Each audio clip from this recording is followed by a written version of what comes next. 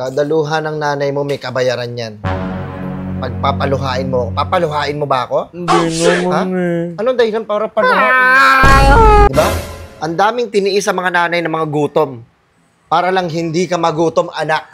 Nagagalit ka nga pag nagluluto ako ng pancit canton eh. Kasi pag nagluluto ka ng pancit canton, kasama yung mga tropa mo dyan!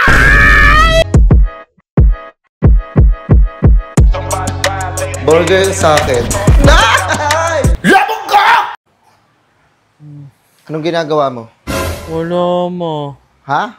Wala po. May paparinig ako sa'yo, nak.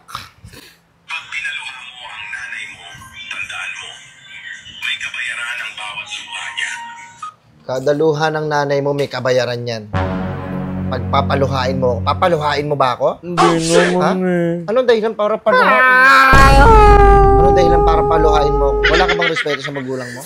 Hindi naman ako ginagawa eh. Sige, ituloy natin. Isipin mo ito, noong maliit ka pa, ilang beses ka bang umiyak sa gabi? Ilang beses ka umiyak sa gabi nung bata ka pa? Hindi na mabilang. Madami, lagi mo pinapalo eh. Hindi dahil doon. Dahil sa mahal kita. Diba? Tiniis ko lahat yun kahit nagkandapuyat-puyat ako. Hindi ko para isumbat sa'yo yun. Gusto ko lang malaman mo na mahal kita. Kahit minsan may pagkademonyo yung ugali mo. Sige, tuloy natin. Ilang beses kang nagkasakit at nag-alala siya? Kada nagkakasakit ka, nag-aalala ako. Bakit ako nag-aalala? Sino ka ba? Anak ko. Tanga.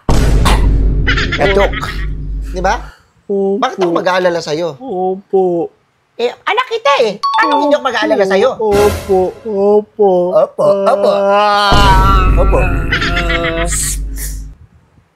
Ilang beses kang nagutom at tiniis niya ang sarili niyang gutom para lang may maihain sa'yo? Diba? Ang daming tiniis sa mga nanay ng mga gutom. Para lang hindi ka magutom, anak. Nagagalit ka nga pag nagluluto ako ng pancit canton eh. Kasi pag nagluluto ka ng pancit canton, kasama yung mga tropa mo dyan! Uy! Ayan ang inaano ko. Diba? Ilan ang tiniis kong gutom, nak? Para lang hindi ka magutom. Kasi mahal kita. Lagi mo. Huwag nga asal ka pa talaga. Nag-aasal ka pa talaga. Ay! Hipa mo. Sige, tuloy natin. Huwag na. Ayoko na yan. Itutuloy natin o tutuluyan na kita? Ayoko na lang yan. Pero ngayon, sino ang lumuluha? Sino ang nasasaktan? Ang nanay mong nag-aruga sa'yo mula pagkabata. Sa bawat sigaw mo sa kanya, isang piraso ng puso niya ang nagpagpinaluha. Diba? Kada sigaw mo sa akin, sobra kong dinadamdam yan. Bakit mo ko kailangan sigawan? Eh, magulang mo ako, hindi mo ko kailangan na sigawan. Diba? Wala ka bang respeto? Wala ka naman akong ginagawa eh. Hoy!